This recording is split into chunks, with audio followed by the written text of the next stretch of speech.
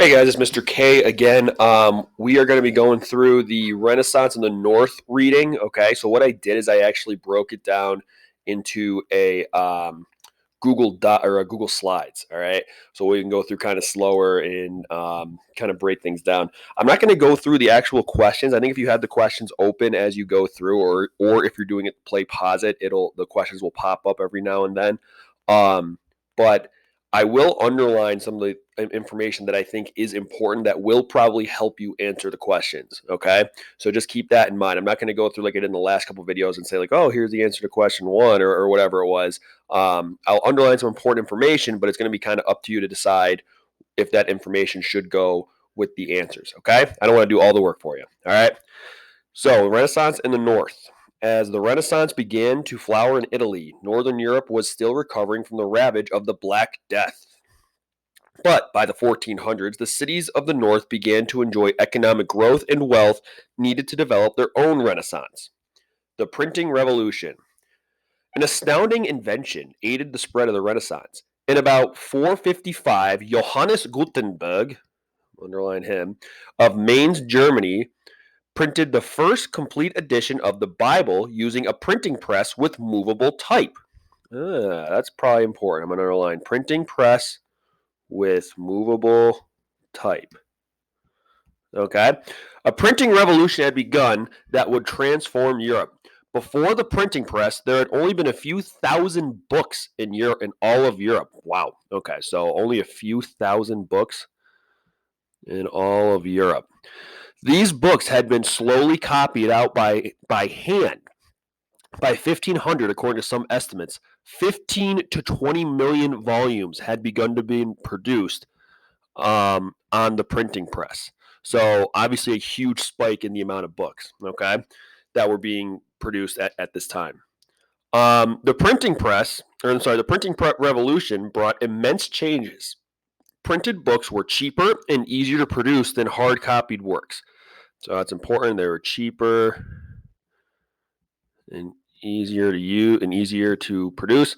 With books more readily available, more people learned to read. Also important. Readers gained access to a broad range of knowledge from medicine to law to medicine and law to mining.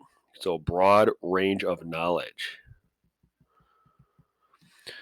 As printing presses were established in Italy and other parts of Europe, printing books exposed educated Europeans to new ideas and new places. So those are all really important stuff. So new ideas and new places. Oh my gosh, we got Johannes Gutenberg really changing the game here. All right, let's go to the next slide here.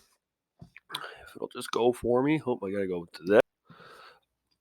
All right, the Northern Renaissance began in the prosperous cities of Flanders, a region that included parts of present-day northern France, Belgium, and the Netherlands. Flanders was a thriving center for trade for Northern Europe. From Flanders, the Renaissance spread to Spain, France, Germany, and England. So this, to me, kind of sounds like a golden age. All right, I don't mean to write over this guy's face, Dewar's face, but that's what Flanders sounds to me. All right, so let's talk about the artists now. Flemish painters in the 1400s, Jan van Eyck was one of the most important Flemish painters. Van Eyck's portrayals of townspeople as well as religious scenes, so this is probably important,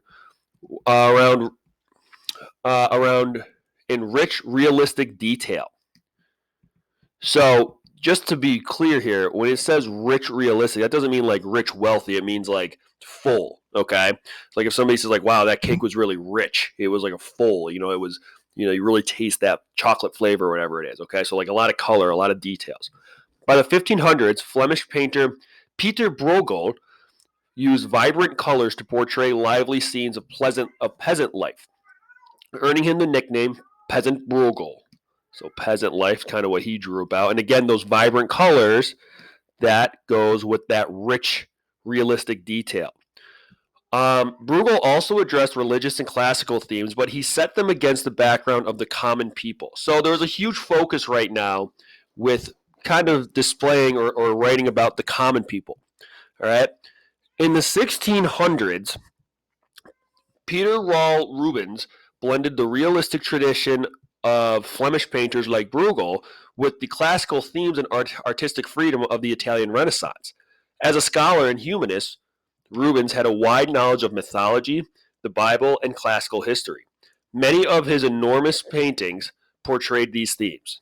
All right, so let's go over to Durer, who is the guy who I wrote over up here. That's this guy. All right, let me erase some of this stuff so you can see his face.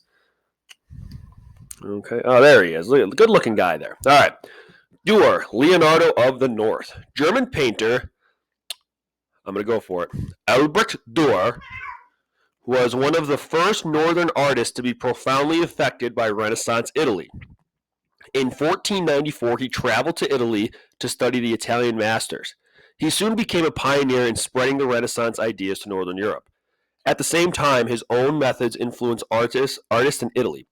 Because of his wide-ranging interests, which extended far beyond art, he is sometimes called Leonardo of the North. So that's in reference to Leonardo da Vinci. Okay? So they're saying like he was basically the Leonardo da Vinci of Northern Europe at the time. Durer's most important innovation was to apply the painting techniques he had learned in Italy to engraving. In engraving, an artist etches a design on a metal plate with acid. The artist then uses the plate to make prints. Durer had studied engraving in his goldsmith's father's workshop and perfected the technique. Many of Durer's engravings and paintings portray religious upheaval, one of Northern Renaissance's most powerful themes. So engraving is when you're kind of etching. It's kind of, I mean, you kind of know how it is. You know, you're etching it into a piece of metal. You've probably done it. I always think of like those black things, those black papers that you kind of like, you know, you draw on with like a stick and it turns different colors. This is an example of an engraving over here. Okay. So let's go on to the next slide. All right, so we are now going to talk about some writers and humanists during the Renaissance. Okay, hold on, now we're going too far. All right, so we're going to talk about some humanists and writers during the Italian Renaissance or the Northern Renaissance. Sorry, Northern humanists and writers also helped spread the Renaissance ideas. Humanist scholars stressed education and classical learning, hoping to bring about religious and moral reform. Okay. Wow, I cannot underline on this. So classical learning, okay? Though humanist scholars wrote mainly in Latin, others began writing in the vernacular, okay, or everyday, ordinary language of the people. This appealed to new middle class audience who lived in the northern towns and cities. So the vernacular is basically just how the people of that area talked. All right. So you could think of it as like their actual specific language. Instead of Latin, they're speaking Spanish or Italian or English or whatever it is. You could also think of it too as, you know, if you go out to Buffalo, New York, and you say, "Can I have a soda?" They're going to say, "I don't know what a soda is." I know what pop is, though. They call soda pop out there. Okay. Or if you go to Philadelphia, you ask for a sub sandwich, they're going to call it a hoagie. Okay. So it's just like the different ways people talk in different areas. All right. So next part here, we have Erasmus. Erasmus making humanism popular. The Dutch priest and humanist Erasmus, Desiderius Erasmus, born in 1466, was one of the most important scholars of the age. He wrote texts on a number of subjects and used his knowledge of classical languages to produce a new Greek edition of the Bible. Because what was the Bible written in before? Latin. So this is Erasmus over here, okay? So he wrote the new Greek edition of the Bible, all right? So we are going to move on to the next slide.